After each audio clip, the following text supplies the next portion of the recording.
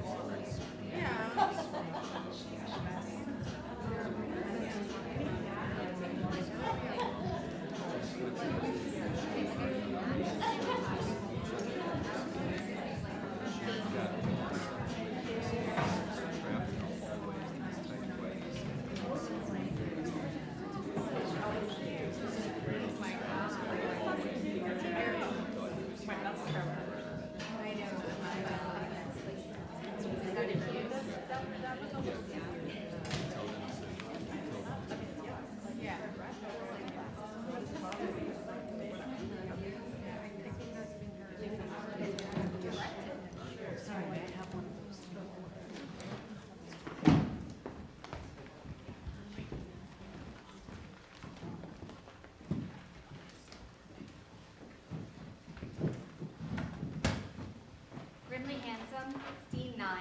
Natalia walks by the trailer where a lench is selling Christmas trees.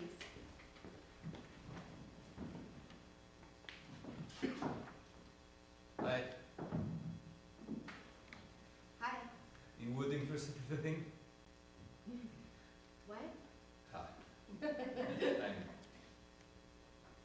Who are you? How are you? Good. How are you? I'm good.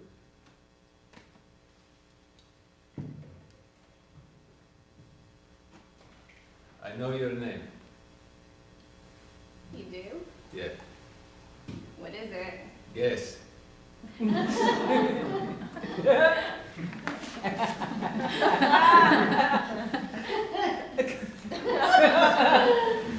I give up. Don't. Give up is not brave. No. Want some coffee? Is from home, from my village. Give to my mother. I put sugar, okay? Definitely. We drink in small cups, but America, big. There's small cups here too. Yes, I know.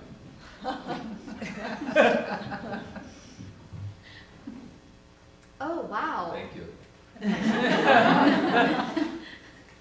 Please sit in the forest.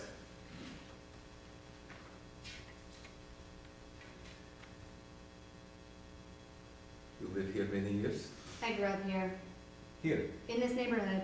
That's nice. It wasn't so nice then. I mean, it was better because it was worse. You have job. Oh, yeah.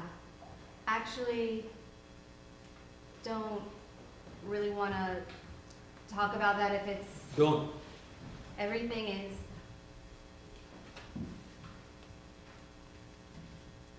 You're a mouse in my hand.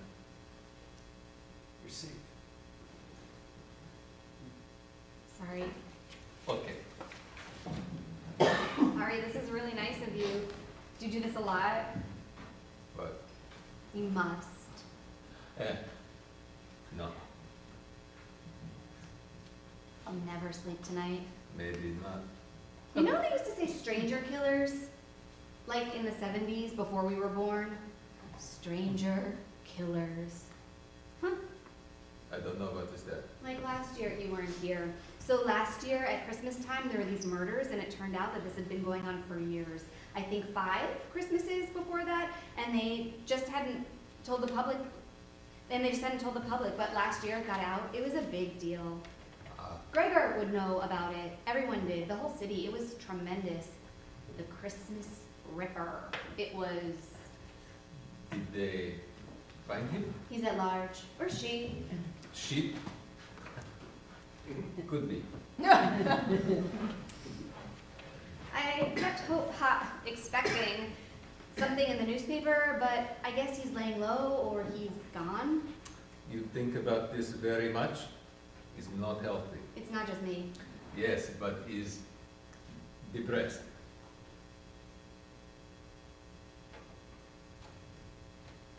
Can I ask you a question? Okay? What's it like What is? being handsome? Being as handsome as you are? I'm just asking. Drink your coffee.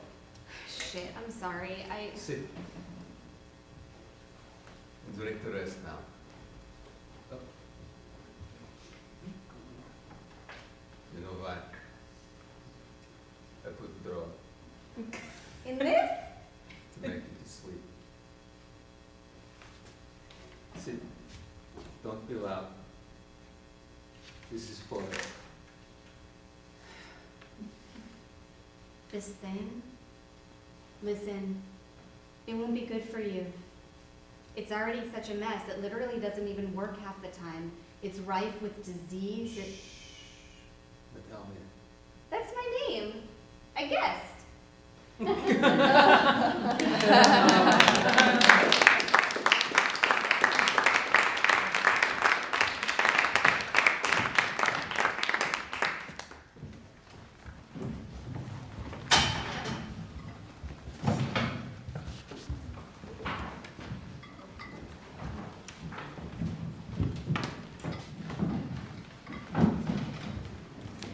So welcome everybody to the Martin E. Segal Theatre Center here at the Graduate Center CUNY, and we just saw an excerpt from Grimley Hampson from the Julia Jarcho and the Minor Theatre Company's work, so thank you for coming. I'm the director of the Segal Center, and we do bridge here, academia and professional theatre, international and American theatre. And we are close, I think, to the New York theatre scene, it's fair to say. We also really put work into it for over 10 years. We have done the Prelude Festival, where we show work in progress here at the Segal. Julia was here 2 years ago and also before. And I think New York City, in a way, one could say, has a moment of a revival of playwriting, and or maybe some even say it's a golden age. We have young writers or women writers, minors of diverse backgrounds and minorities, but also ensemble work. And I think you and the work with your company really combine the work of an ensemble and truly interesting playwriting. I think new times need new forms of theater, as we always say, and the idea of a post-traumatic theater does actually not mean, as Hans Tiesleyman said when he was here, we don't need text anymore. It says no, on the contrary, we need text, but we need new ways of writing. And I think Julia is really someone we look up to, we admire, and her contribution to the scene, to the field, and also in her work of teaching is tremendous. So this evening is a celebration of the work of the minor theater and of Julia. So thank you all for coming and taking your time and energy. And also we would of course thank Kate Benson and Kristine Haruna Lee, who we also know well, and of course the great Okwui who came with us. So thank you, we are truly honored. And we will hear an artist talk by Julia. She'll give some thoughts of what's on her mind, what she's thinking. There will be some responses, and then we have a short panel, and then we will right away go to the Q&A. As the Segal, I think we do have a great audience. It's important to have good theater, but it is important to have great audiences. And here, all you and your faces, and some of them we know that really is a testimony, I think, to New York City and to the curiosity of an audience that really also wants to engage. So we're going to really have a time for you to ask questions. We're coming slowly down to the end of our season. We have new plays of Spain coming up, some young Spanish writers who would be the Julia Jarcho of Barcelona or Madrid will be here. So, but this is an event tonight. I personally am very happy that we have it. I would like to thank Antje Oegel, who also helped to make it happen. I think also the idea to somehow reconnect to the tradition, to the classics, ideas of a Racine or a Phèdre, and to trying to connect it to the contemporary world. Racine, a great French philosopher, said actually when classical traditions meet new technologies and new ideas, then something exciting happens. Just the new technologies, new ideas on themselves often are not as interesting. Just the classical traditions are not. But like we had a panel on Japanese theater here this afternoon, and really hundreds of years old tradition, and Racine, of course, is part of that. Meet a new way of thinking and new ways of production and new technology. So that really is exciting. And I hope we get a little insight in your work and we all learn a bit more. Thanks also, Anne, for helping to make this happen, and to Michael and Elida and George. So we now go on and hand over the mic. We don't even have to hand over, it's already here, right? It's on. So Julia, and again, a big applause and respect to your work. Thank you. Thanks. Yeah, that's good. I mean, also we're just in this room. Okay. I actually am the Julia Jarcho of Barcelona also. No, thank you so much, Frank, for having us here. I think it's actually pretty rare that a place is so dedicated to bringing theater and ideas together. And it's so important to me. Yeah. It's so important to me that we never know how those things, theater and ideas, are supposed to go together, that we keep trying new ways. I do think they're different things. I want to also, thank Anne-Marie Dorr, Minor Theater's producer, for organizing this event, and especially the actors and the other artists who are going to join us in thinking together. So I'm going to talk just a little bit about our company, Minor Theater, and what I think is our relationship to tonight's theme, which is basically the question of how theater and performance can usefully become a place where we get into questions about the relationship between sex and violence and gender. And I'm just going to show a few images from some of our plays while I talk. So, sex and violence. I think that just using the phrase sex and violence invokes mass media, right? I think sex and violence are like the trademark pleasures of lowbrow entertainment. Sex and violence as an expression is like a synonym for cheap thrills. It's like a shortcut to excitement. I think we associate it with pornography, obviously, but also like the notion of kind of bingeable entertainment in general. And it would seem that theater, especially the kind of theater that we make, which is to say experimental theater, AKA theater that most people don't want to see, it might seem that this cultural practice would be distinct from pop culture precisely because we don't have to offer that kind of easy thrill. Like, we don't need sex and violence the way that TV needs it, and that is almost the point of theater. But I am not so interested in a theater without sex and violence, since both of these things, to me, seem necessary for like any kind of fun. And I don't know if all of my collaborators in minor theater would agree with me about this or about anything, but I think that we started this company partly because we each trust and enjoy the ways that the others perpetrate these two things on and around the stage. So this evening we're going to show you some examples. We already, with Grimly Handsome, started showing you some examples of that. But I will also say, right off the bat, some things that I think we don't do with sex and violence in our work. So we don't use them as ways of distilling moral clarity. We are interested in the ways sex and violence feed off and produce shame. But we don't find it useful to present a logic of guilt, or especially innocence. Accordingly, we don't divide the world into violent and nonviolent individuals, and we don't uphold the distinction between violent and nonviolent desire. On the other hand, we don't pretend that violence is equally distributed in terms of its perpetrators or its victims. We know that white supremacy, heteropatriarchy, and capitalism determine who gets hurt most and most of the time. And there's nothing ethically neutral about this fact, obviously. I hope that our plays are also always about systematic injustice and are always gesturing towards the possibility of a world that would be different. At the same time, we don't think that pleasure without negativity or ferocity is the most subversive utopia.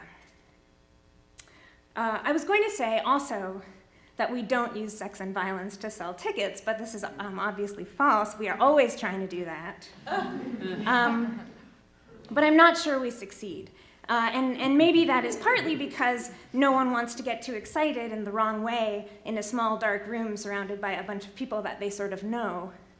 But I think it is also because of this other thing that we don't do, or that we try hard not to do, which is that we don't replicate the fetishes, the shapes in which we've all already been taught to recognize desire and aggression. So sex in our plays usually doesn't look sexy. And actually, our lead designer, Austa Benny Hostetter, who's not here tonight, I think is kind of a major force in the campaign against sexy sex in our plays. And this is because we don't think sex is sexy. We think it is scary. So maybe that means that the only possible path to a sexiness that would not make our skin crawl would be by way of fear.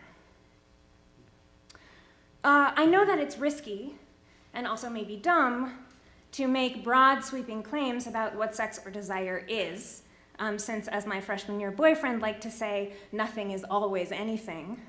But I am very sympathetic to the Freudian idea that subjectivity, so being a person, implies a certain fundamental masochism. And a concept that has been helpful and also kind of endlessly fascinating to me is Freud's notion of the death drive. So basically, Freud is trying in 1920 to understand why people sometimes act in ways that defy any logic of self-interest. And finally, he decides that we must have what he calls a repetition compulsion, whose aim is to get back to the zeroness that was before being born. So to get all the way back to being nothing.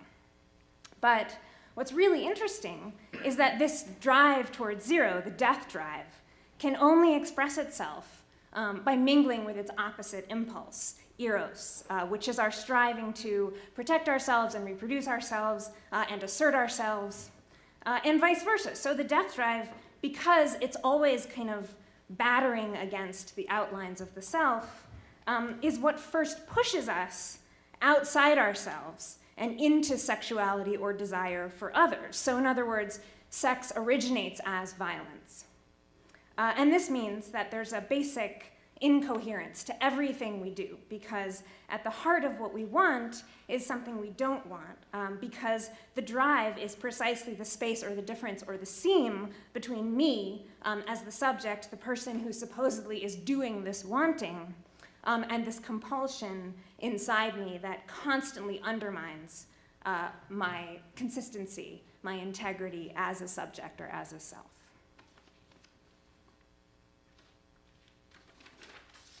And you might think that this idea of the death drive is at odds with any kind of good politics, and in a way, it is, because the drive would be the thing in me that interrupts my ability to be the kind of self that wants anything good, like a better life for myself or for others, or a better world. But the death drive would also undermine the political fantasies that sustain existing power relations. So would undermine fantasies like masculinity or purity or whiteness or nation.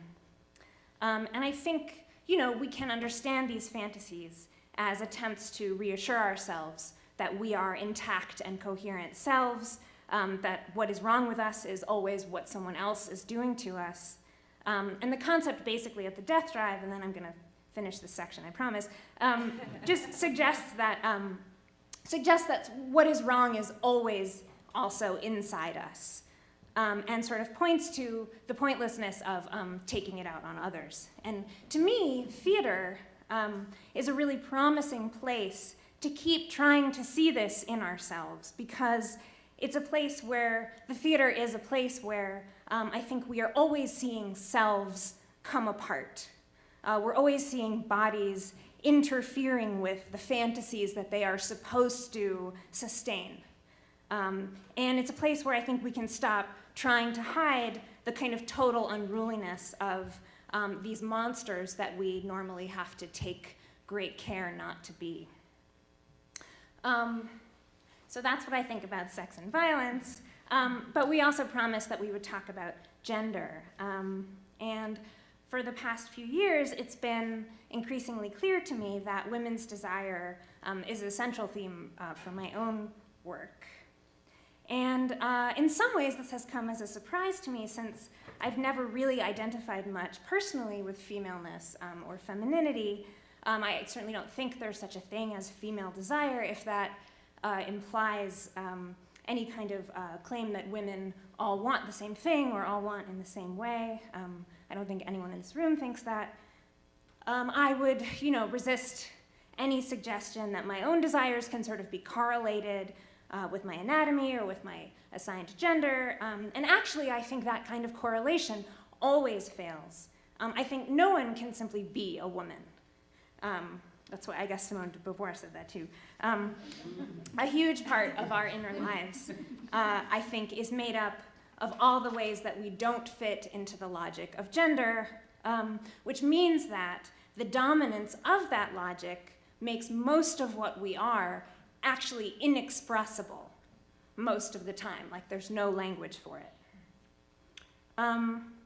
And I wouldn't want to trivialize the kinds of suffering that masculine identity can impose on men, but I think those of us whose identities are more emphatically marked, and I mean women, but also all minoritarian subjects, I think we move around in a world that constantly reminds us about the identity that we're supposed to inhabit, since unlike the dominant identity, ours never just goes without saying.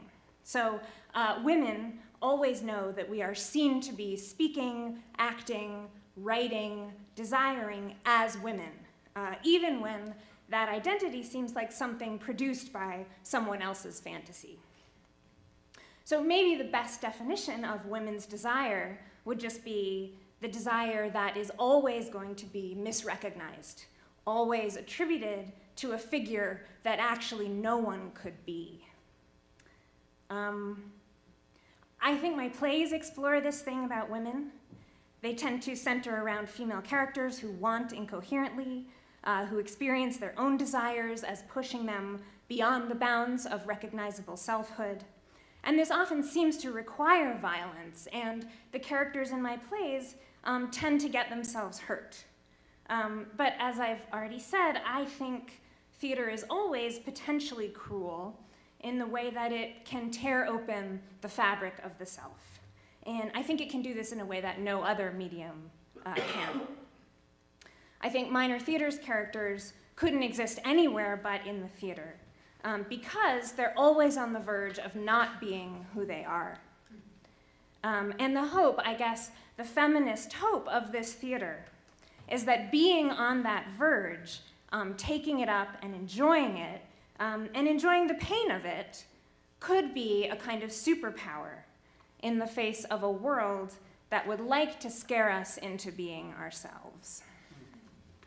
So that's minor theater, and over the next little while, we're gonna read a couple more scenes from our plays, including 2 from our upcoming show, Pathetic, which is an adaptation of Racine's Phèdre, with hexameter and all, which you'll hear, which opens June 5th at the Abrons Arts Center, and I hope you guys will all come. But what's really cool tonight is that 3 of New York City's most amazing theater artists are also gonna weigh in on these issues, and I'm very, very excited to hear what they have to say. I'm just gonna read you their bios quickly. Kristine Haruna Lee is a Brooklyn-based theater maker whose work navigates nonlinear playwriting, auto-theoretical performance text, and promoting arts activism and emergent strategies for the theater through ethical and process-based collaborations. Her works include Suicide Forest, Plural Love, Memory Retrograde, Sugar Shack, and War Lesbian.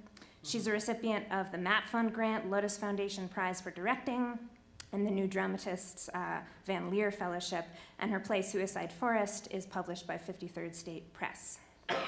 Kate Benson is a writer and performer living in Brooklyn. Her plays include Porto, A Beautiful Day in November on the Banks of the Greatest of the Great Lakes, Super Magic Wild Forest, Where Are We Going, and Desert for Now. Her performances include Fondly Colette Richland, Good Person of Szechuan, Nomads, I Will Never Love Again, and Variations on the Main. She's affiliated with Space at Writer Farm, the Soho Rep Writer Director Lab, the Club Thumb Biennial Commission, and the New George's Jam. And Okwui Okpokwasili is a Brooklyn-based performance maker. Her work includes 2 Bessie Award-winning productions, Pent Up, A Revenge Dance, and Bronx Gothic, which I think we'll be hearing from today. She was the 2015-17 Randjelovic Striker New York Live Arts Resident Commissioned Artist, culminating in the work Poor People's TV Room. And her latest work was Ataku's Revolt, a shared commission with FIAF and Abrons Arts Center for the Tilt Festival this year. commissions, residencies, and awards include the 10th Annual Berlin Biennale Commission, the 2018 Doris Duke Artist Award in Contemporary Dance, 2018 USA Artist Fellow, Herb Alpert Award, Mank Choreographic Fellowship, NIFA Fellowship, LMCC, FCA, Wesleyan, and support from Creative Capital, the MAP Fund, and NIFA. She's also a 2018 Hodder Fellow in Dance at Princeton University. You don't have to go any further. And she's a MacArthur Fellow. And just to briefly say who else you'll be seeing, now we'll see Kim Gaynor and Linda Mancini in a scene from Pathetic. A little later on, we'll see Kate Benson and Ben Williams in a scene from our 2014 show Nomads. And then we'll see a very little piece again from Pathetic by Linda, interspersed with contributions from Kristine, Kate, and Okwui. So thank you for being here.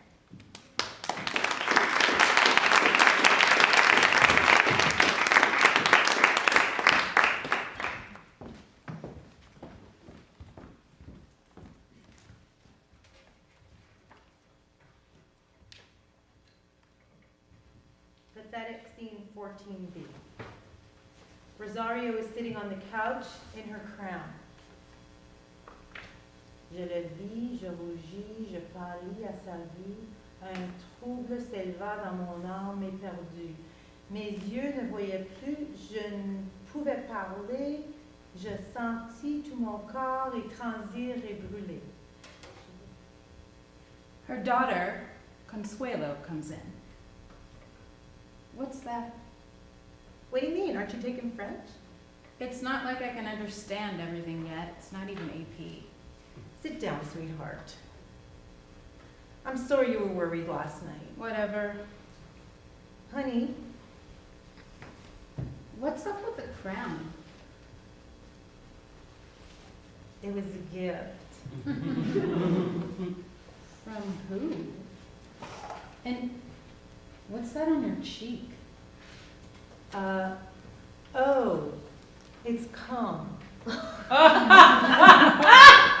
I paid a guy $100 to come on my face. Like a dermatologist? You don't know him. Where'd you get $100? Honey, we have $100. We're not that broke. You should wash it off. What if he has some disease? Then it's too late. Wait, sit back down a second. What? How was school? Or whatever you did after school? Fine. Isn't there a semi-formal dance or something? It was last month. Man, I hated dances. I remember hiding behind the pile of mats in the gym and praying that some older guy would stumble back there all fucked up on PCP and just punch me in the head. Knock me out cold so I wouldn't have to deal with the dance. For $100, he probably would. And that older boy doesn't exist. Never existed. Listen to me, honey, this is so important. I know you think you're ugly now. Don't. Listen. I know you think that Clara, say, is pretty, and the guys like her, and teachers want to fondle her, and you stand next to her, and you're invisible, right? Well, yeah, when MTV comes to town to cast the next season of The Real World, it's probably not going to be you they pick, okay? You're not going to be the prom-coming queen or whatever. Fine. But, and this is the big thing, from now on, it is only going to get worse. Yeah, maybe 10 more years. It sounds like a lot. It's nothing. It's gone. And then, look at me. It's this. It's decay. You have to understand that every inch of your body will be totally corrupted. No one will be able to touch you without shuddering. You'll look at a man you want, that desire, your desire will instantly turn murderous because you know so well no other satisfaction can be yours. How old are you again? 15. Exactly. People want to fuck you now, Consuelo, whether or not you know it, and it doesn't last. What's the real world? It's one of the first realities. Is there a letter from Dad? I don't really want to talk about mail.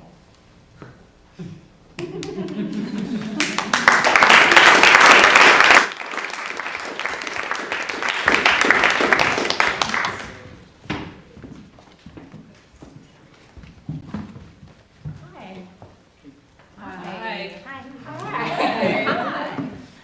So, I want to tell you about this time, one of the first times I felt deeply turned on.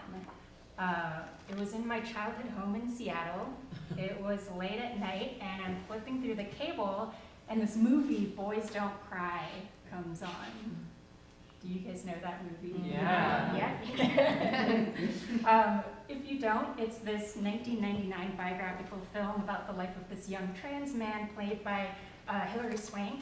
His name is Brandon Teena. And it follows the tragic story of his murder in this small town. And I mean, the movie is so devastating. But so there is this one sex scene between Hilary Swank and Chloe Sevigny that takes place outdoors, and it's really hot. So I recorded it on VHS, and then I replayed it over and over again while I masturbated to it on the floor of my living room. But to the right of me in this room is this large white built-in bookshelf, and on one of the shelves is this box with my dad's ashes in it. It's a wooden box with a cross on it, and my mom usually places white lilies beside it. So I'm touching myself, and simultaneously I'm really conscious of my dad's spirit and ashes, and I'm thinking, is he here in this room right now watching me? But before I could begin to erase this heinous image, I fucking came!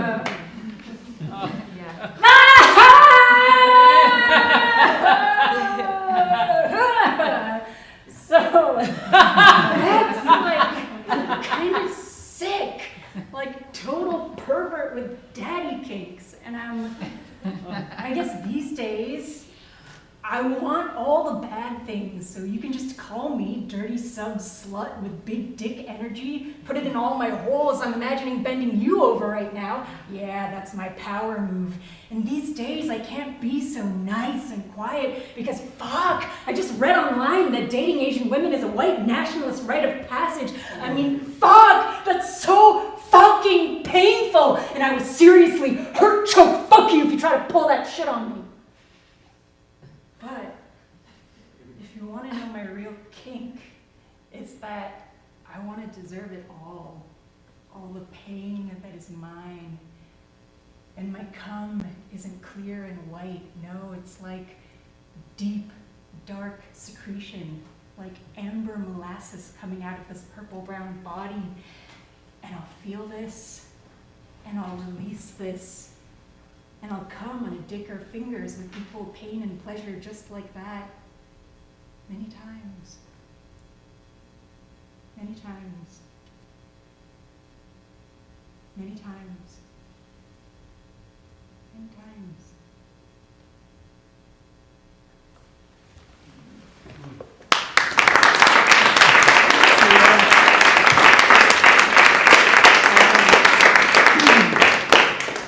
So that was an excerpt from my play Suicide Forest that premiered at the Bushwick Star in association with OBIE Theater Company in February and March this year.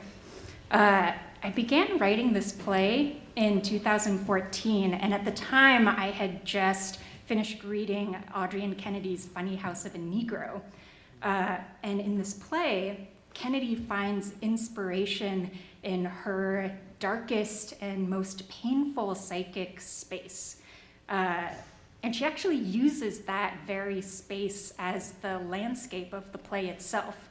So that's what I attempted to do with Suicide Forest. I asked myself, what lies at the heart of my darkest psychic space? It turns out a salaryman and a schoolgirl from 1990s Tokyo. In my play, they're both clawing for self-worth in a society that glorifies cultural, racial, corporate uniformity laden with toxic gender norms. How does a young woman find her sex and sexuality in such a nightmarish backdrop? Spoiler alert, they both fail pretty hard in this environment. And we eventually follow the schoolgirl into a symbolic forest, and here the play kind of breaks down a little bit. The monologue that I just gave comes from this part of the play, where now the fictional narrative in the first half that was inspired by my upbringing in Japan slams into the real-time narrative of my now Asian American self. I'm sure you're getting this from the pictures, but I played the schoolgirl in the production, and then there was another character that lived in the forest, this demon that herded goats and also shepherded people to their death. And this character was played by my mother. And so the play ends with the two of us having a difficult conversation. Difficult because she and I don't share the same native language, and difficult because our shortcomings as mother and daughter, and in turn our ongoing intergenerational gaps, were being tenderly witnessed by an audience.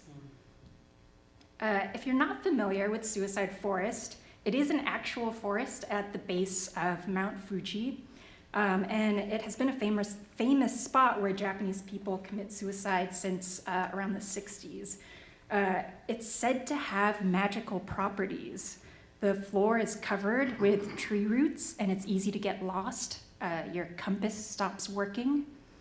It is a sacred place to die because you can die without being noticed. The forest's Japanese name is Aokigahara, or Jukai, which means sea of trees, but it really became sensationalized as Suicide Forest when this YouTuber, Logan Paul, entered the woods and filmed a Japanese man's corpse and then promptly posted that video onto YouTube. Unlike Logan Paul, though, my attraction to this forest comes from someplace much more cave-like in my body. The forest could be my body, and there's this desire towards self-destruction that is so fine-tuned. This location reminds me that I have a generational impulse towards self-erasure when things feel impossible, and the repetition of that desire for erasure over time has become part of the bedrock of my psychic space, to make myself peacefully invisible in the face of my own shame. That is, to me, so undeniably Japanese, and it's also so Asian American, and it's also so inherently about an immigrant experience. The forest, for me, is like a talisman or stone that I've been handed down, but it doesn't really bring me any luck. Instead, it shows me how to hold on to my pain, my mother's pain, her mother's pain, and so on, because this has been the way we survive over time. And a part of me really respects this. In me, but not always, there is an attraction to the voided parts of myself, and this play started as just a recognition of what those voided parts of me are. But over time, and with the help of my mother and this Japanese heritage cast and Asian American women-led team, it has become a larger conversation about each of our voided parts and what it feels like to be seen collectively. And I just wanted to close out by sharing some writing from Andrea Long Chu, who I'm such a huge fan of. And this particular quote really spoke to me. In her own words, she's a writer, critic, and sad trans girl in Brooklyn. And this is from her essay, The Pink, Happy New Vagina, that was published in N+1.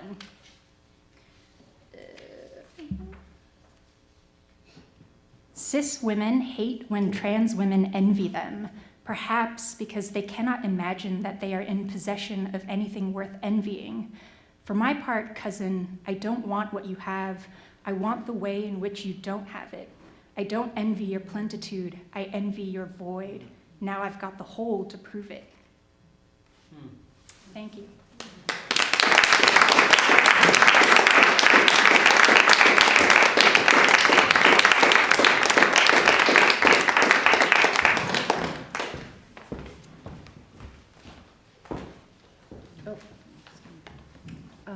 Hey, can we make room? If I close this, am I going to destroy things?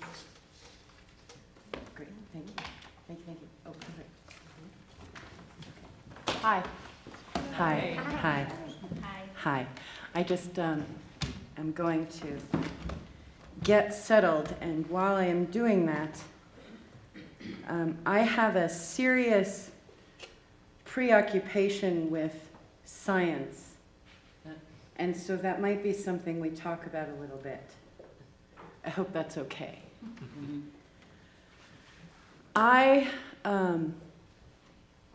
The first story structure I learned about, and I think many of us may have learned about, and now I'm going to dip into some old-time feminism, was something we called the witch's hat, which I later learned to think of as something modeling a male orgasm, which is the rising action, climax, falling action, denouement. And I think this story structure has some things to recommend it. I like a male orgasm. I like to be there when they happen. It's great, as long as I like to be there. But I think it's gotten really tired. I think it's worn out. I think when it works, it's at the work of some serious fluffing. And I think that one of the reasons it's very tired is because it is ironing out a manufactured conflict that will then be performed in the theater through radical acts of consensus. This is when I throw the chair, so make sure you're not standing in its path. Okay. And then the chair gets thrown the same way every night. And that's what we all agree to do. We all show up on time, we all agree to wear the right clothes and say the right words on time, and we do that as best as we can. Theater is essentially, at its core, about finding agreement with what should happen. And so when you take this manufactured conflict that is at the heart of this particular story structure, what I think you can see is an organized violence made neat and tidy and expectant. And then it satisfies our expectations. And then it sets us down gently to go out into the world, cynicism intact. I am interested in a female sexual model, and something that I think is interesting that I just learned recently, to get back to the science, is that there are two parts of our nervous system that I want to highlight: the parasympathetic nervous system and the sympathetic nervous system. The sympathetic nervous system is the system that gets triggered during trauma, during chase, during shock, during life-threatening events. It is called the fight or flight response. And something that's very interesting to me is that it is intimately bound up in sex. It is what allows us to have ejaculations and orgasms. And I sort of wonder about the female orgasm part, because it's the parasympathetic nervous system, the rest and digest, that allows for male arousal and female arousal. And so it makes me feel a little confused that women might go through that cycle, that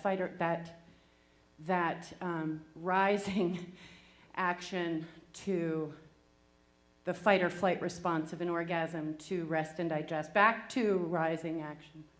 But in some ways, that is what it feels like to be female, is to not have this one-time experience, but to constantly have to freak out, regroup, calm down so you don't behave in an angry way, gather, get triggered again, freak out, calm down, you know, etc. I don't think I need to explain that too much further. But, you know, so when I started writing plays, it was because I was bored with the parts I was being offered. And then I started writing plays and I got offered a whole shit ton of great, beautiful parts. So I kept performing and not in my own plays until I wrote a play about how sausage gets made, because I thought that was a decent metaphor for what men are afraid women will do to them, and which is to gut them, drain their sacks, fill them with their innards, and eat them. So I started there, and I started with that description in the dark, and we couldn't find anyone to play the part. It seemed puzzling to lots of people, and then some other people just flat out declined. And so someone who knows me very well suggested that I should do it, and then the director said, "Oh, I might cast you in that part. If I didn't even know you, you could do that." And so then I did it. So I used my voice in the dark to describe the way that sausage gets made at the very top of the play. And then I followed that with a romantic comedy that I wrote about a middle-aged single woman who is trying to figure out how to re-engage with the human race through steak and foie gras and red wine and good times. So the darkness I fought for really hard, because the conventional wisdom is that if you turn out the lights, everyone will go to sleep. That will certainly happen to my mother during any play that I write. Even if we don't turn out the lights, she'll sleep. It's okay. She's a great lady. She just wants to make sure the set looks good. But you know, there was like this feeling of like, oh, the dark. And I thought, well, but I'm gonna talk, so maybe I can keep everybody awake. But I couldn't see the audience. So then I kind of indulged a kind of addictive habit of mine, which was to try to play it for laughs. And if I got responses, then I knew it was okay. And if I didn't, then I fell into a kind of deep well of despair until the lights came on and I could become more aware of the audience. But the point is, I didn't know that I was doing this at the time, but it occurred to me, and here's some more science again. When you're looking at me, the only reason you're seeing me is because photons from the light source are bouncing off and hitting your eyes. So we're having this little reflective dance together. I can see you because photons are bouncing off of you. And so we're doing this nice kind of even trade. I see you, you see me. My eyes are failing, you know, I'm in the middle. So maybe I don't see you as clearly as you see me. Maybe I see you more clearly than you see me, whatever. But that's why we're seeing each other, is because of reflection and bounce and little tiny, tiny, tiny particles that you will never see, but that your eyeballs can receive. That's a miracle. But the reason you can hear me is because some crazy gas-related and vibrational shit is happening in this part of my body, and this part of my body, and this part of my body.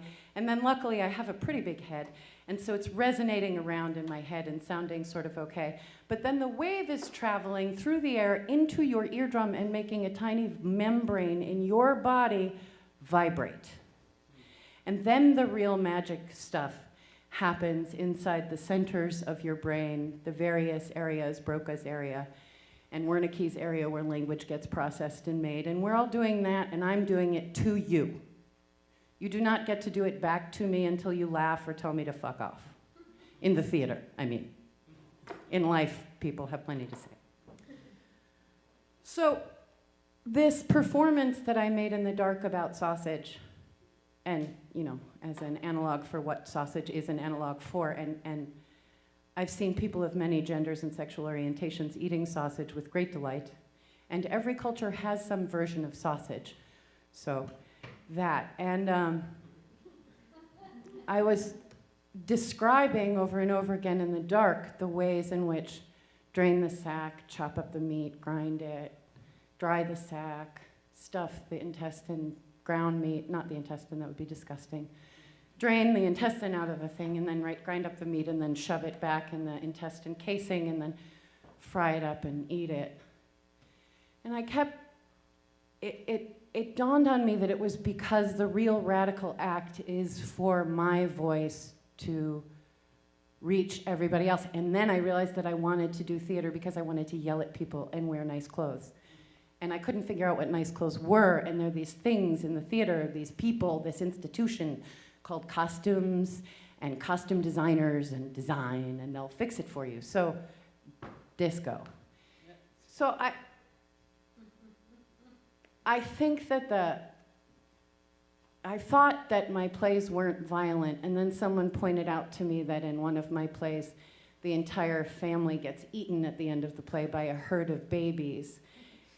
And I worked really hard on that part, but I also sort of don't remember writing it. And this is a thing that I kind of want to say about, you know, so they were all dead, and there's cannibalism, and it was the fault of the babies. And lots of people were really confused by it because the rest of the play had been a kind of charming, if sometimes fraught, middle-class Thanksgiving dinner narrated by sports announcers.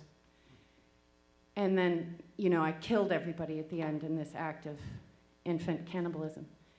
And the only people who really understood it without needing any help were 60-year-old women who were mothers, because they knew that what the world does to mothers is that it sucks the life out of them and calls them doing a good job for letting that happen. I want to disrupt every conventional idea that I have. And I want to do it not by relying on the time-honored, time-worn, worn-out convention of a conflict story structure. I want to find questions that I can ask and not answer, but thoroughly explore and wring out, and shove in the faces of my audience, mostly in the ears of my audience, so that they can help me figure them out. Because no one of us is going to be able to reckon with the complexity that is being alive. I can try to explain myself to you. I think I have at great length, and I will stop soon, I promise. But things are happening in my brain that are happening faster than I can register them. So I might say, oh, I like those shoes, but I don't know why, and I don't know why I said that out loud, and I can try to come up with a reason because I'm really good at that, but I have no idea why that's happening right then. Parole, judges in prisons who grant parole are 90% likely to deny parole before lunch and 10% likely to deny parole after lunch because they can't think straight until they get their sandwiches. And they're really smart people and dedicated, and they have really clear terms, and they have really big, rational, logical structures to follow. And they're judges. They've studied, they've practiced, etc. And it's the sandwich that makes the difference. So I don't claim to understand my own humanity, or yours, or ours. But maybe, just maybe, if we all ask some really good questions together and stop swallowing the time-worn and the addled and the, you know, should be now bedridden classical story structures, maybe we could start a revolution. Thank you.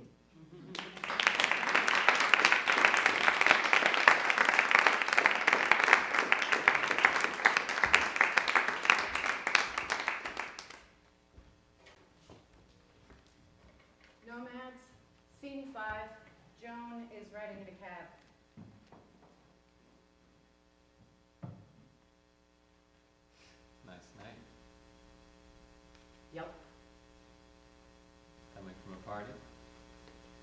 Yes, I am, you guessed it. Have a good time? They won, yes, yes.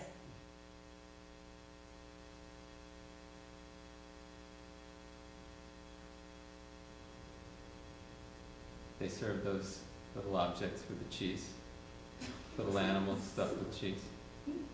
They didn't. That to me makes a good party. Good food to eat and good looking ladies. Well, there were plenty of those. Or you wouldn't be riding home alone, right?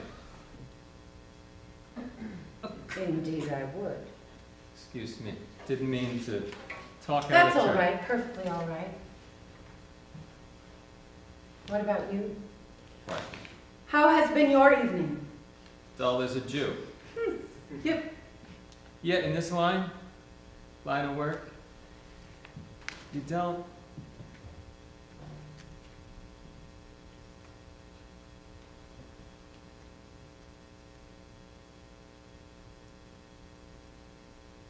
Yep. You lose sight of your priorities. Aha, Yeah, you're hardly ever anywhere. somewhere. No, it's different. There's places, and then there's the empty space around them, the wastes. Huh. Yeah. But You must have friends. why must I? Some kind of support, some help when these feelings of emptiness take over, some companionship. I didn't say feelings of emptiness. I said actual empty spaces. That's not a feeling. Like how you can't feel the insides of your body most of the time. Feel someone else's, but That's what I meant about companionship. you hungry? Why? You seem hungry. You're the one who keeps talking about food. Because I can tell you're hungry. I'm never hungry. Okay? I eat like a fox.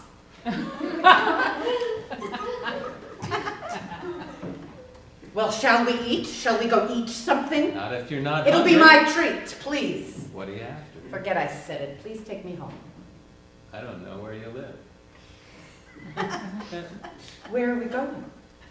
There's a nice out-of-the-way place up ahead. No street lights and no houses. Well, there's houses, but nobody looks out their window. It's tenement houses. I always thought that'd be a good place to take one of my passengers. Night like this. Either torture or murder them. Torture, murder, moodle.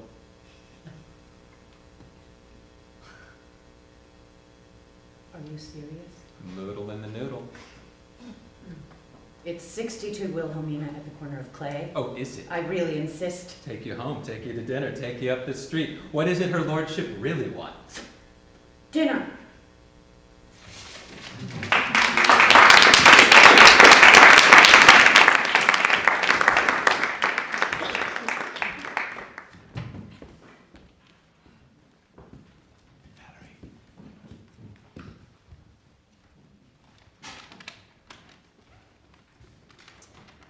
Hi. I want to share something with you. It's a note that was passed between two girls at the tender age of 11, and one of which was me. What is an orgasm? An orgasm is what you get when you have sex. But I've never had sex, and I think I had one. What does it feel like? It kind of feels like waves and waves inside of you. It feels good. Do you go to the beach? Not that much. Is it easier to have orgasms on the beach? It's just that when you stand at the shore, waves are coming in and then going back out. Waves look like how orgasms feel. But riding on a wave is not the same thing. It's not as good as an orgasm because the waves are more on the inside of you with an orgasm. But you still should get really wet. Do you have your period yet? No? You're so late. I remember you had so much hair down there. You had more than Tasha and you were only 9. She was 12. I started my period like a year after I got my pussy hair. You can't get pregnant when you're on your period, even if the boy comes inside you. My boyfriend likes it when I bleed. If the boy comes inside you, If you're having sex, isn't he supposed to be inside you already? You don't know what come is? It's a verb. You know that to have sex, a man has to get hard, right? His dick gets hard? You don't know that a man's dick has to get hard? Didn't I just say that? You didn't write a sentence with a period at the end. You wrote a sentence that ended with a question mark. I meant to write a period. Can you answer my question, please? Yes, his dick, it gets hard. And when he has an orgasm, you can tell easily because he comes. He comes, come. It's a verb and a noun. Technically, it's called semen, and it's white like milk, but a little thinner. And that's where the sperm is, and that's what can get you pregnant. That is so nasty. No, it's not. Sometimes it tastes good. You drink it? What does it taste like? Does it taste like pee? It's not pee, so why should it taste like pee? And I don't drink pee, so I don't know what pee tastes like. Cum is salty and bitter sometimes. It depends on what he had for lunch. And he eats me out where I pee, so why shouldn't I swallow his cum when I give him a blowjob? What? When I suck his dick? Why are you sucking his dick? Because he likes it and I like it. When you suck a man's dick, they'll never leave you. And he eats me out and I love it. And you get him ready. You get him hard. When he eats you out, that helps you get ready. I want to get ready by myself. You could do that. I think I know how already. I think I had an orgasm by myself with a Frisbee.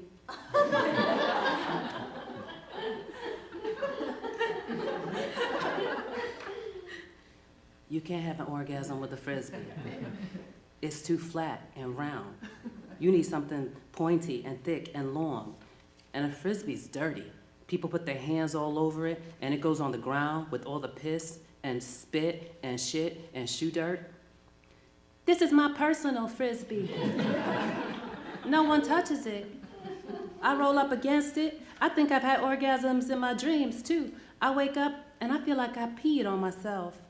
You must have good dreams. Sometimes. Don't you have good dreams sometimes?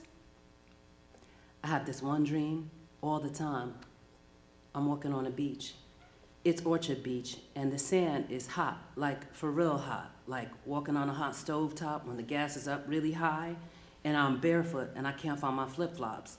So I'm hopping and looking for the shore, and I start hopping to where I think the water is, and I'm thinking, I can't see blue, but there should be water, 'cause it's a beach, and finally I do. I start to see blue, and I just start running, and I feel crazy. I'm screaming and running, and I'm starting to smell smoke, because now my feet are on fire, and I'm smelling my burning feet, and they smell like Nathan's hot dogs, and Vaseline intensive care lotion, and Newport cigarettes, and the fire is rising, and it's up to my knees, and then up my thighs, and I can feel it get into my pussy, and there are broken shells, and the broken shells make bloody grill lines on my feet, like real hot dogs, and I'm crying, and my mouth is open, but no sound is coming out anymore, and I could feel the blood running out of me, and it's running into the water, and when I finally get to the water, it's red, but I don't care, and I jump in, and it's fucking boiling, and that's it, I'm awake. Bam! That is so fucked up. So that is that's the first part. Thank you so much. You don't have to go through all that. So that's the fart. Oh Lord, that's the first part of Bronx Gothic, which is a solo piece that I did a couple of years ago. And what actually, so I have to say that the work that I do is I think about how far does a body have to go. You know, what is the fundamental integrity of the body, right? What is and how far can it go before it starts to come apart? But at the same time, it still keeps going even in its dispersion, it's falling apartness. And so this letter happens after I've done 30 minutes of something that I call the quake or the shake. So a lot of my work does involve how far can the body go? What is an energetic sort of transmission that the body can have before we start to resort to spoken language? So it's interesting. I do think actually even before you hear, I think you also see, and I think that, there are mirror neurons, right, where it's kind of what you're seeing kind of is reflected back on you. You're feeling maybe what you're seeing, right? And so there is a sense of what is the possibility of a transmission of a kind of sense of the body that can happen in a space, and also what is an energetic transmission that can happen in this space. So often in the space, so I start and I'm going for 30 minutes, an audience has about 15 minutes before it officially starts, right? And so they have the choice. Do I sit in here and watch this for 30 minutes? Do I hang out, talk with my friend? But what is the shape of the room and how is it shifting? I want to make that space. And so I guess when I think about sex and I think about violence, I'm also thinking about this body integrity. I'm like, how much can we, what is the possibility for transmission? What is the possibility for the self to come apart and merge with others, right? Because I wonder if there is necessarily a zero. I think there might actually just be this other possibility, right? What is the subject's total breakdown? And how in a space can I create an opportunity for that? But also I was interested in this idea of agrio, and also thinking about the epistolary narrative, right, where we're looking at the stories that are told in letter form. The Bronte sisters did this, and Dracula. And so I started to think, okay, can we take these black girls in the Bronx and how much of their story can be revealed in this narrative, while also this is existing alongside these moments of the body kind of coming together, coming apart, and also thinking about adolescence, right, where the body is in a space of transformation and transmission, and how can I as a performer also create the conditions for my body to be shifting and transforming in ways that I can't necessarily foretell. But I also do think that in the space that people of color, black women occupy, there is already a sense of a kind of fugitivity already put on us. We have been the subjects of a considerable amount of violence, and so a lot of my work, I feel, might be about excavating the violence that's been done, and then opening it up into something else. I also think violence is a powerful possibility for transformation, right? And it doesn't necessarily have to mean beating and death, right? But just some kind of fundamental and radical shift in how you look at the world and perceive the world and perhaps yourself and those around you. So I want to also read something by this incredible writer, scholar I love very much, Saidiya Hartman. Her latest book is Wayward Lives, Beautiful Experiments, Intimate Histories of Social Upheaval. And I am interested in these social upheavals, but she is sort of excavating these histories of women in the 1920s in Philadelphia and New York, and I'm not sure what other city, who were subject to these what were these vagrancy laws, right? And I think a lot of black women were especially sort of subject to these laws where, if they were walking around at night, police officers could basically arrest them for prostitution or vagrancy, and sometimes they would end up spending like 3 years in reformatory houses, right? And this was especially when we're thinking of the conditions that were created, particularly in ghettos, when people are living together, maybe someone has a house, but many people are living in boarding houses. There was a sense of, okay, there are men and women who aren't necessarily related to each other who are living together, and they were also subjected to these vagrancy laws, and that they were living under these like immoral circumstances, right? And so it was just complicated. Anyway, but what I love about Saidiya is she's also talking about just the idea of women also choosing to live freely. A woman who didn't have a job, she didn't want to, work at, she didn't want to be a laundress, right?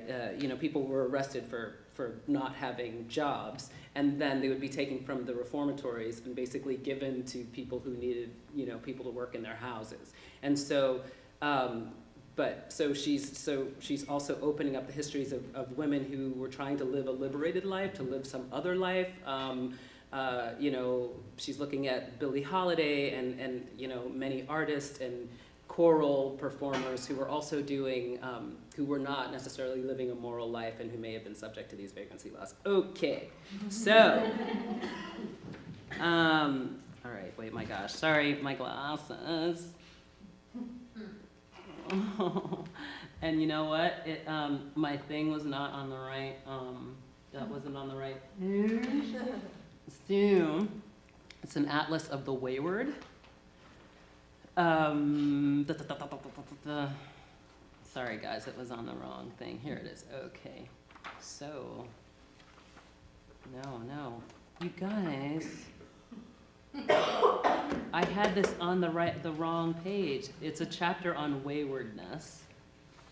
Because I also think I love that word, because I think it's just to not sort of stay in one space, to move, to transgress, to find other possibilities. But that is, I'm sorry, my God. Well, okay, I'm sorry. Here we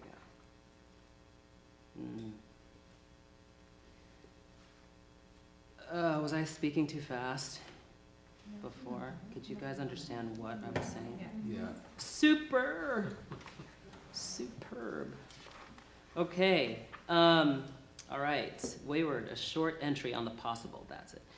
So wayward, related to the family of words errant, fugitive, recalcitrant, anarchic, willful, reckless, troublesome, riotous, tumultuous, rebellious, and wild. To inhabit the world in ways inimical to those deemed proper and respectable, to be deeply aware of the gulf between where you stayed and how you might live. Waywardness, the avid longing for a world not ruled by master, man, or the police. The errant path taken by the leaderless swarm in search of a place better than here. The social poesis that sustains the dispossessed. Wayward, the unregulated movement of drifting and wandering, sojourns without a fixed destination, ambulatory possibility, interminable migrations, rush and flight, black locomotion, the everyday struggle to live free, the attempt to elude capture by never settling, not the master's tools, but the ex-slave's fugitive gestures, her traveling shoes. Waywardness articulates the paradox of cramped creation, the entanglement of escape and confinement, flight and captivity. Wayward, to wander, to be unmoored, adrift, rambling, roving, cruising, strolling, and seeking. To claim the right to opacity, to strike, to riot, to refuse. To love what is not loved, to be lost to the world. It is the practice of the social otherwise, the insurgent ground that enables new possibilities and new vocabularies. It is the lived experience of enclosure and segregation, assembling and huddling together. It is the directionless search for a free territory. It is a practice of making and relation that enfolds within the policed boundaries of the dark ghetto. It is the mutual aid offered in the open-air prison. It is a queer resource of black survival. It is a beautiful experiment in how to live. Waywardness is a practice of possibility at a time when all roads, except the ones created by smashing out, are foreclosed. It obeys no rules and abides no authorities. It is unrepentant. It traffics in occult visions of other worlds and dreams of a different kind of life. Waywardness is an ongoing exploration of what might be. It is an improvisation with the terms of social existence, when the terms have already been dictated, when there is little room to breathe, when you have been sentenced to a life of servitude, when the house of bondage looms in whatever direction you move. It is the untiring practice of trying to live when you were never meant to survive. Thank you.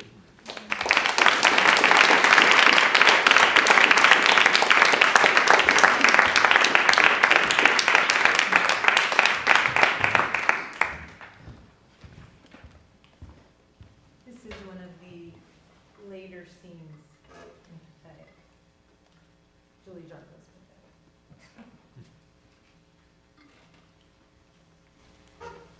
I look at him and said, "You sent my sister out to die." And he said, "How'd you manage to get in here?" And I said, "I told them I was a present for you."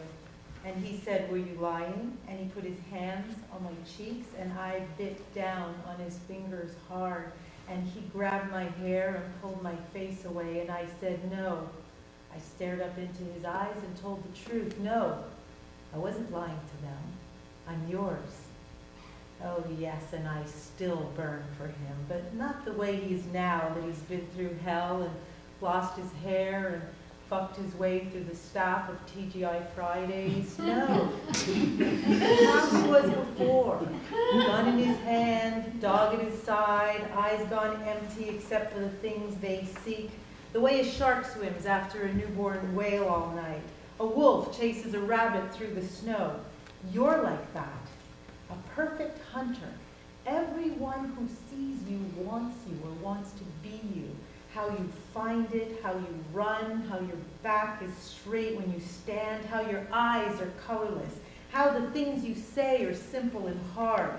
Where were you when he showed up on our shores that night? Why weren't you standing there next to him then, holding the leash?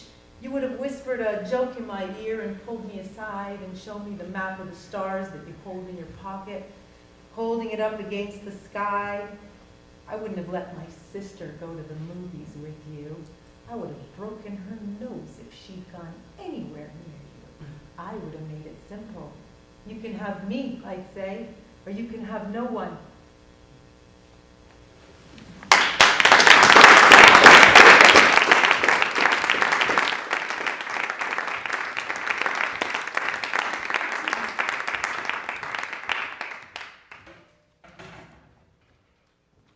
Well, I'm going to ask Julia and Okwui and Kristine and Kate to join us.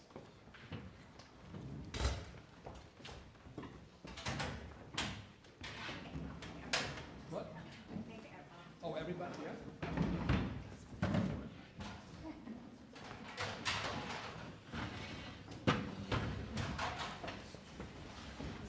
And the actors go back.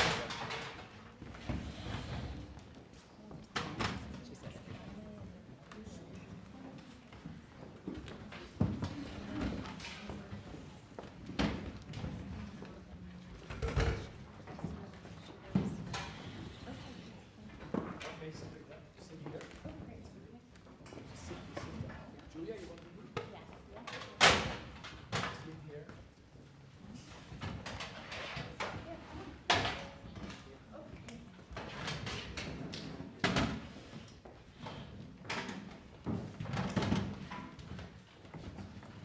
We have one more chair here.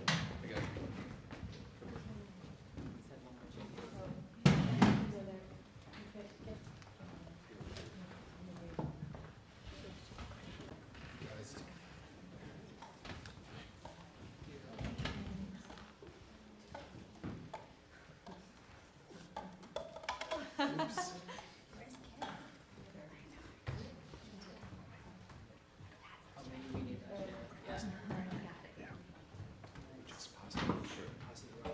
So maybe reactions to Julia or you all to each other.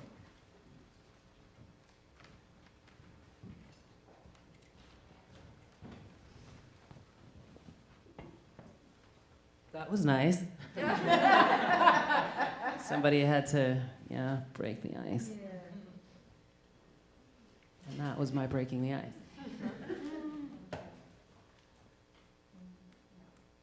Well, do you have a question? a specific question after I listening? would like to know, how does it feel for you to hear your colleagues' work in the excerpt and the statements, and how do you relate to what you are hearing and saying? I'm really struck, the group that you've assembled, I was in the piece that Kate was talking about with the babies devouring the family, and I gave that monologue. And then I'm in Pathetic right now as well, and this is kind of aside from what we had talked about, but I was really feeling the kind of the physical bonds or connections over time, and also how semen came up a lot across the board.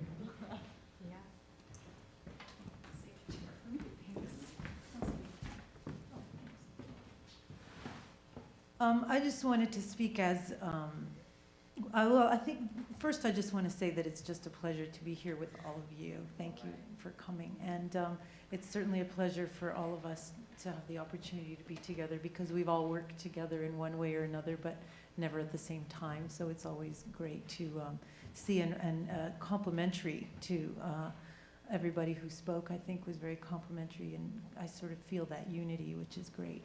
As a performer, it's been exciting for me to listen tonight, because when I'm given a script, I don't really think about what it means.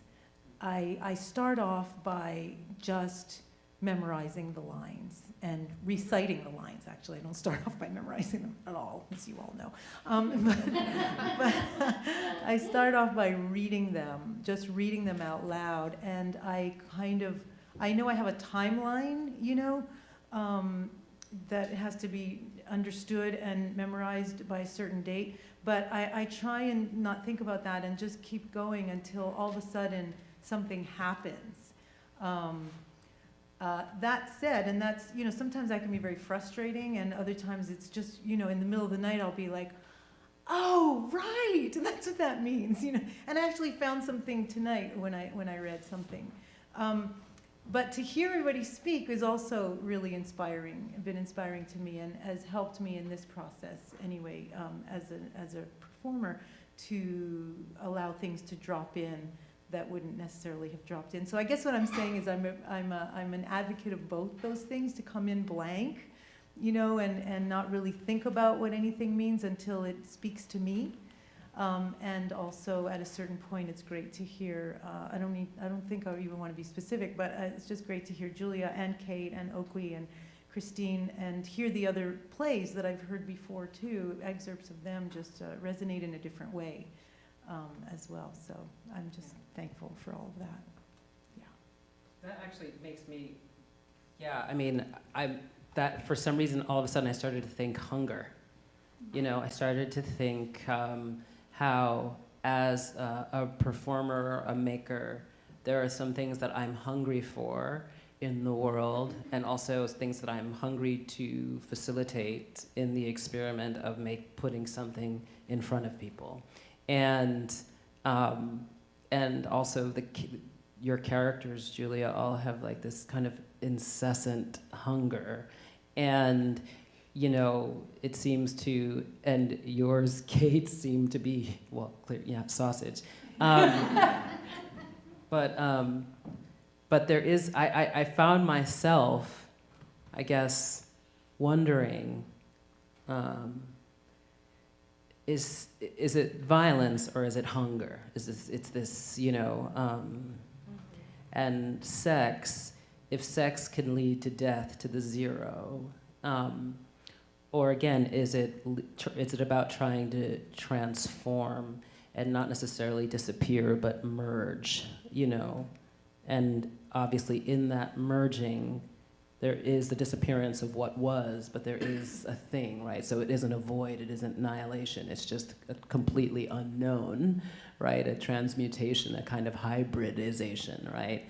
And I'm thinking what maybe needs to start to happen is some kind of more pieces about our hunger and a need to become hybrid, ocean plant creatures, right? We need to start to fuck the world in some way, but not so that something is destroyed, but so that a new possibility can emerge. I don't know why that. Yes. That sounds a lot like what in the city of Hartman ends on, of this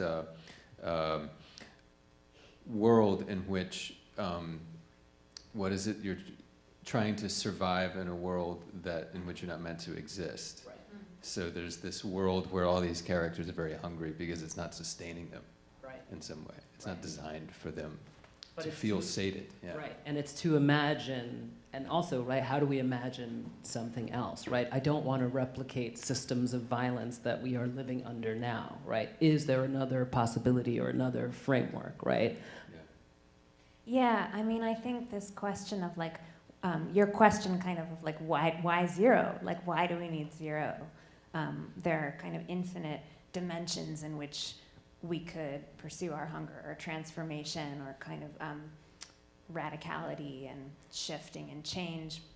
So why does change have to be erasure? Right. Or destruction? And I think,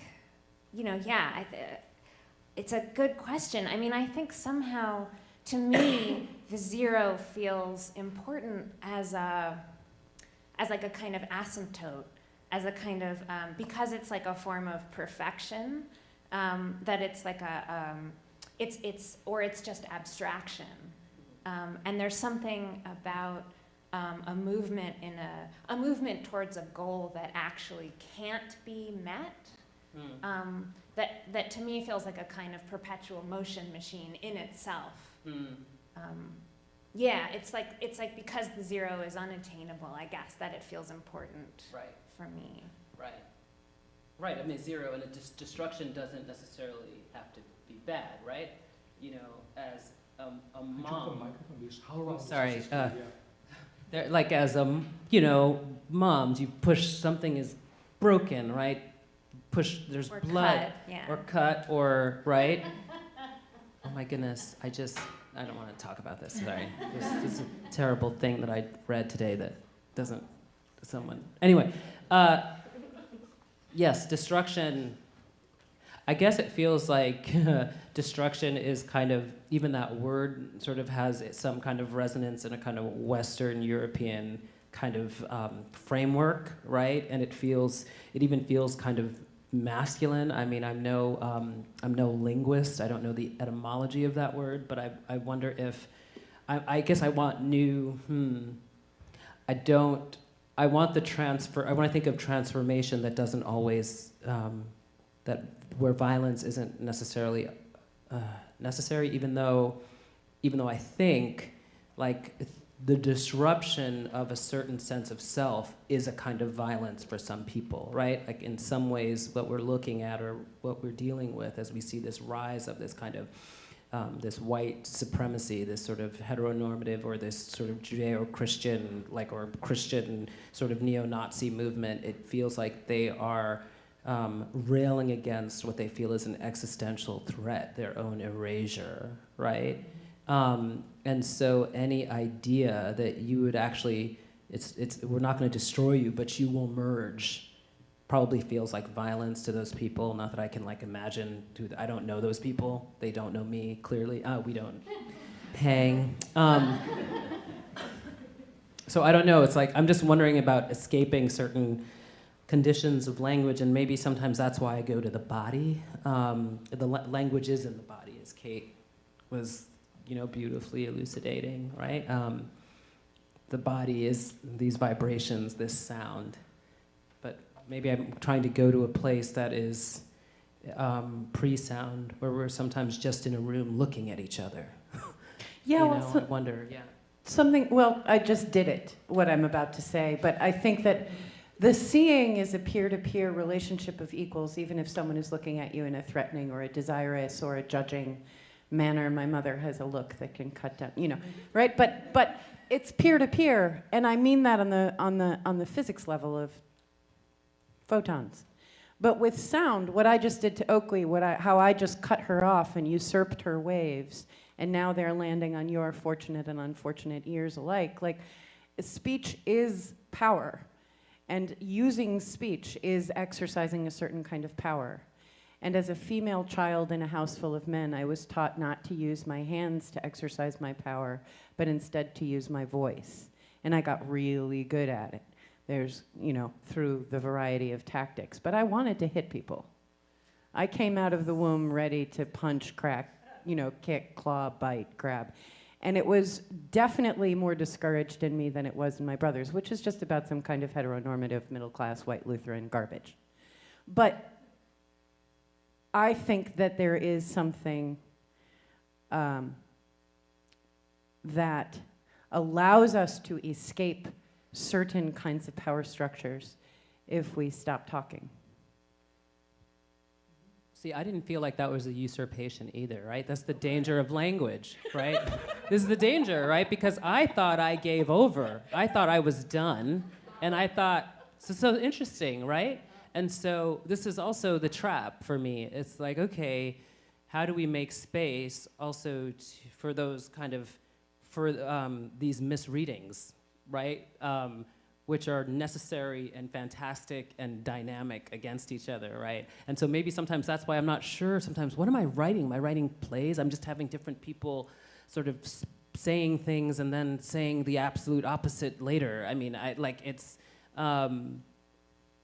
but no, I feel you. I wasn't supposed to fight either, but I did.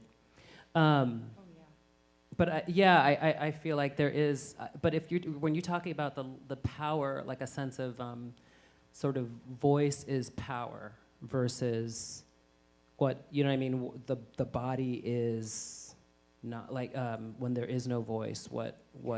I guess I don't mean a power. Both things have power. Right. Both systems, looking and seeing and being seen and hearing, all of that. But what I guess I mean is they're not separate, right? No, looking is also hearing. Do you know what I mean? Like I'm suggesting that to look is a vibration that also has a sound. Yes. Okay. Yes. Also, I have been thinking about how playwriting is tyranny. I wrote a play that has no gender pronouns in it, and I wrote it in such a way that I wanted a cast of a wide variety of backgrounds to be able to play any of the parts, and I hope that someone crazy will give us an opportunity to test that out. But I really felt like I was patting myself on the back like a great white lady, for like finding a way to be in the room with people who might tell me all the ways that I was stupid and wrong and that we were all going to be in a non-hierarchical setting. And then it dawned on me that every single one of them, while they were reading my play, sounded like me, because I'm not exactly a shapeshifter playwright. I write the words, and then I make people say them, and then they all sound like me. But I think that writing is also the way that we allow ourselves to disappear into the structure. Yes, maybe, yes. But also exert ourselves. It's a thing that I love about being in your plays is that I might be the character called Joan, but I might also, that might not be a confined thing. That might not, one of the worst plays that I was thinking about to get my ire up was a play. The first play I got my equity card in was a writing class. I had 3 lines. I said, I wrote a poem about my cat. And then I was immediately overshadowed by a more powerful woman who spent the entire play talking about a man who was not there. The man who was at the center of the play did not have to have an actor speak words. He was at the center, and he didn't have to show up. And I was thinking about it later as here we all are in service to the more powerful man. And it was making me really, really angry. And I had this tiny, very confined role. And so that's what I was, to just make the link between power and center, and who you put at the center, and is there a center. And then this feeling of being in your work and watching your work, that people are, characters are more like vibrations than they are like fixed things that are going to do predictable things that we will know about. And they frequently seem on the inside not to have any idea why they might like to do something next. so that the whole idea of a kind of method acting intention is dismantled. And you get to really think about doing things with your body, like, I'm going to stand across the room from you and think about plucking out one of your eyebrow hairs, because I bet that would hurt while I say this line, for instance.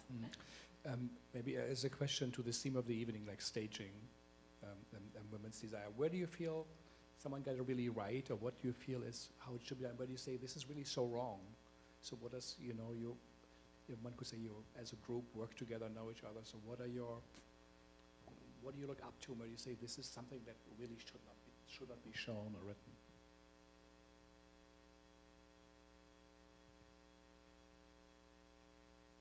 You just want us to, like, Not name, but in dish general. on No.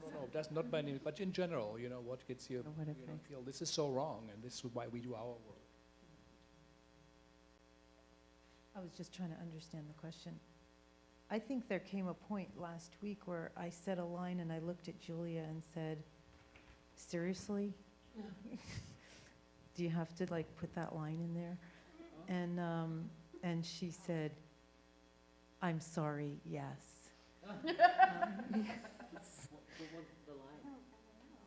It was oh, I can't even say it. I can't. Someone say it. Come on, Oh my come on. gosh.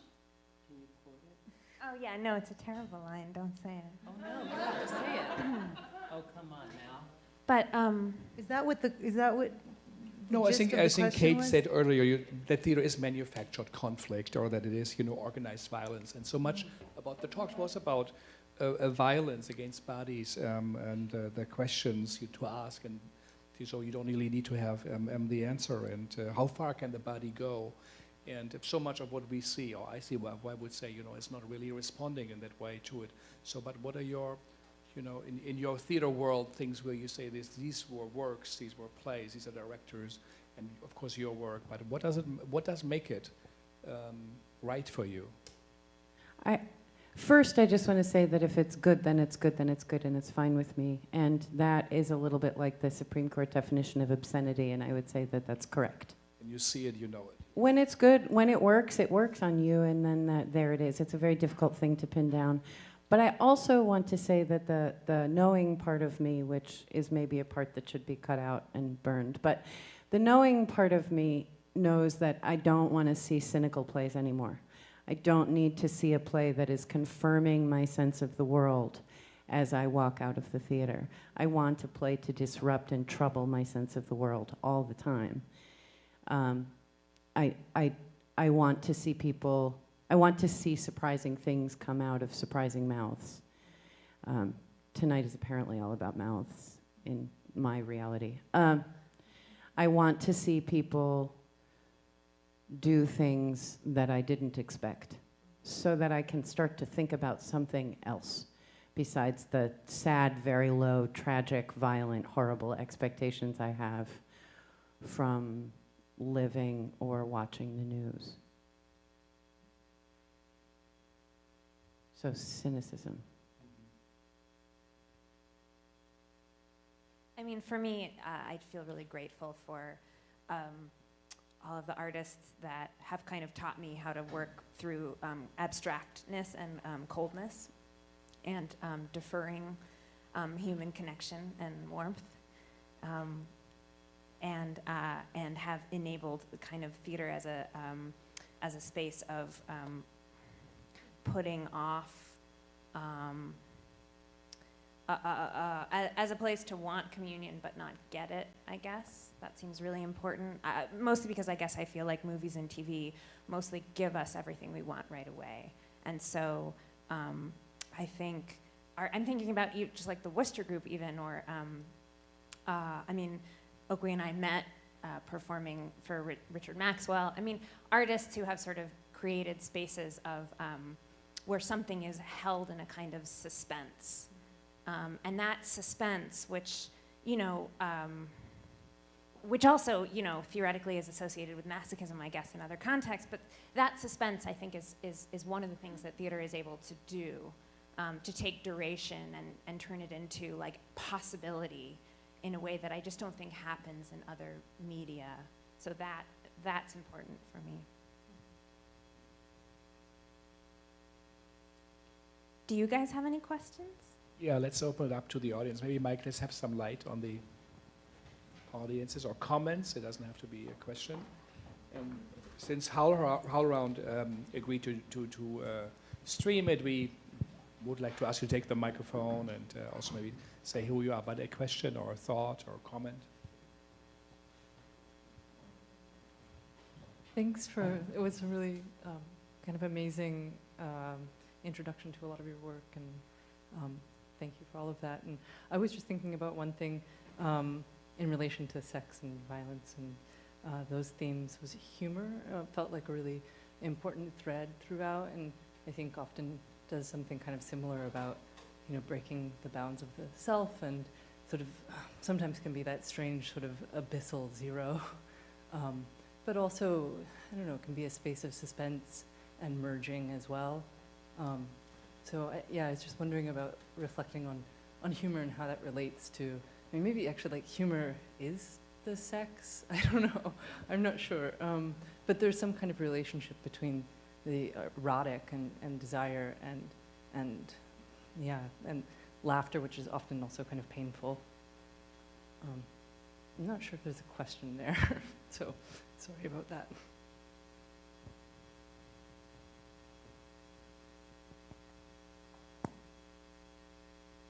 But if you want to hear it more as a question, I guess it would be like, how does humor relate to violence and sex?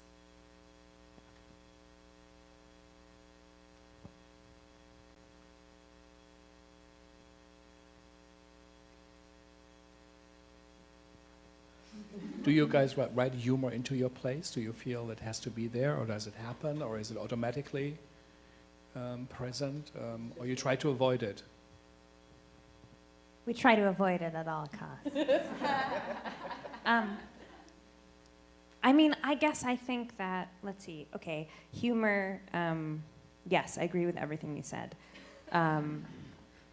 That humor is both sex and violence, but also, I guess, for me, humor in the theater seems so important. I could never enjoy a piece of theater that didn't make me laugh or smile, or, you know, because I actually think the more ambitious, sort of like the more seriously we secretly take ourselves in exploring things like violence and sex and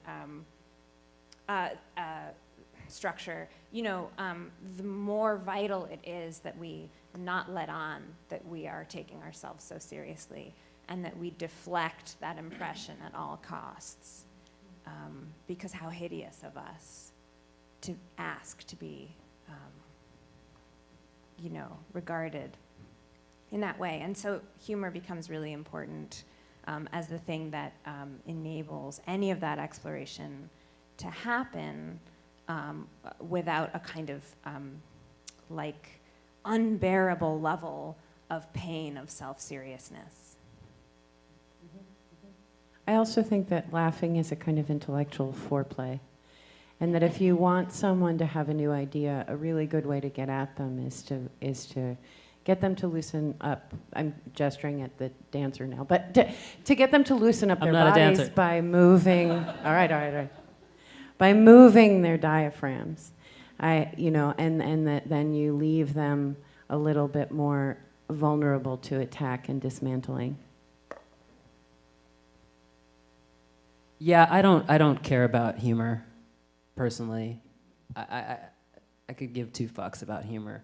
To be perfect, I mean, I'm just like interested in like how do we shake the ground in a space, and maybe that's what I was missing too when I was thinking about movement, because I'm not doing like traditional dance or blah, right? I'm trying to make something, it's a vibrational space, and I'm just trying to disrupt something. And there are people who, you know, are in that space and are sometimes like, oh my God, gotta get the fuck out of here, right? It feels like I put people in like someone also talked about carceral states, right? That being in where I did the Bronx Gothic, being in that space was like being in prison with me. And I was like, but I just wanted it to be like a little bedroom, you know what I mean? Like, we're all here together. But I was also like, okay, but that's good. That's also what I'm trying to do. I want to ensnare you and trap you. And if you have the balls, you'll get up and leave. But if you can't leave, what can we do? And then it's like, you stay, and then maybe something happens, or you just want to tear your eyeballs out. I kind of don't mind that. Though I do think that a fundamental condition of being human is just that we're just funny as hell. We're just stupid. Do you know what I mean? Like, I think it's inevitable that there's humor, because that is the only way we can deal with our conditions. But when I'm making something, I am not, as a tactic or a strategy, saying, well, now it's got to get funny, because this part was just totally like, you know? That's so. Yeah. I think that that's really important, is to, I really appreciate work that leaves the possibilities open. You know, I had a really great experience once I was performing this solo piece that I traveled around Europe and US and Canada with. And when I I performed in somewhere in Germany, it was a hilarious piece, usually. But it came from a very lonely place when I created it, but, and there was no text. But it depended on the audience. You know, it was open to any possibility. And I think that I did it in Germany, in a town in Germany once, and everyone started crying and they had to take the children away, you know?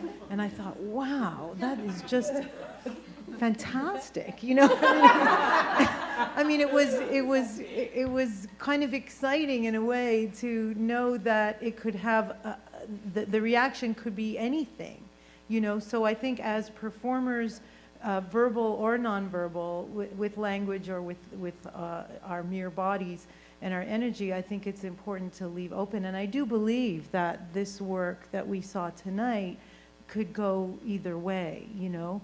And I think as performers, it's a challenge for us to allow that to be, to have an open-ended possibility for that people can see it as something very humorous or see it as something very sad, depending on who they are in their personal experience. So that's the challenge for me and the exciting part. Maybe a question to Julia. Why Racine, and as a starting point, Phèdre? Why not say Hélène Cixous or Susan Sontag, Janet Jackson? What is your thought behind it? Well, I like old things that feel old and weird and, you know, uncomfortable.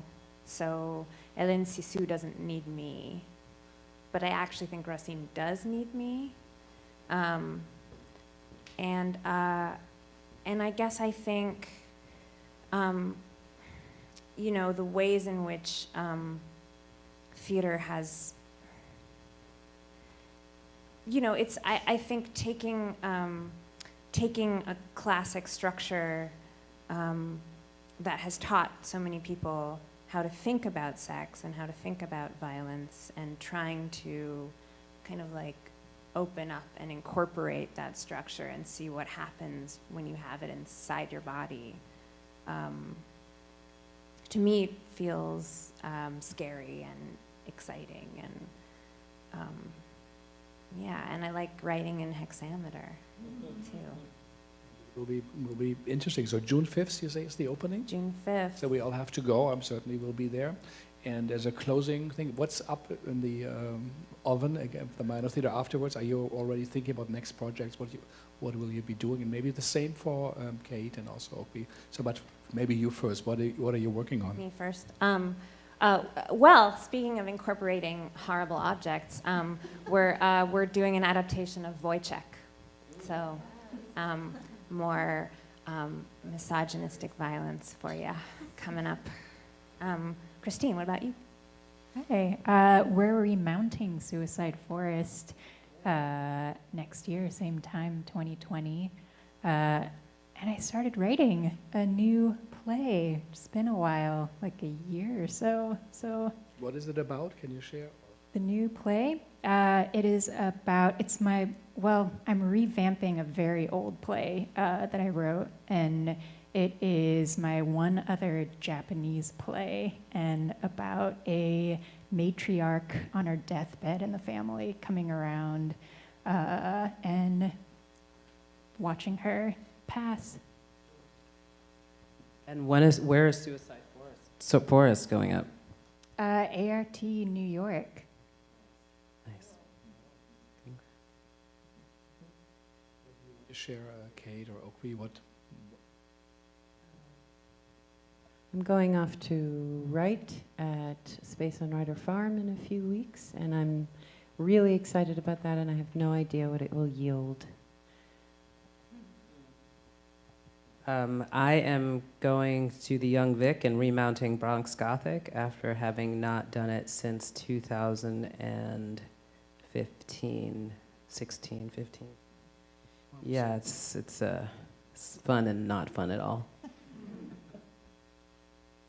Well, I think we're going to have a little reception here at Glass of Wines. Well, thank you for bringing this almost overwhelming, offerings. I think your presentation was so beautiful. It was hard even for me to relate or ask the right questions. But I think we really got an idea of what you're working on, and that's different, and that's significant, and that it's deep, but also that it's important work what you are doing. So thank you for sharing, even though it's a complex theme, and but the work you all do, and especially Julia's upcoming work is something we really look forward to. And I think like a homeopathic pill, the body of the American theater especially needs this anti-poison to maybe to heal and to get better. And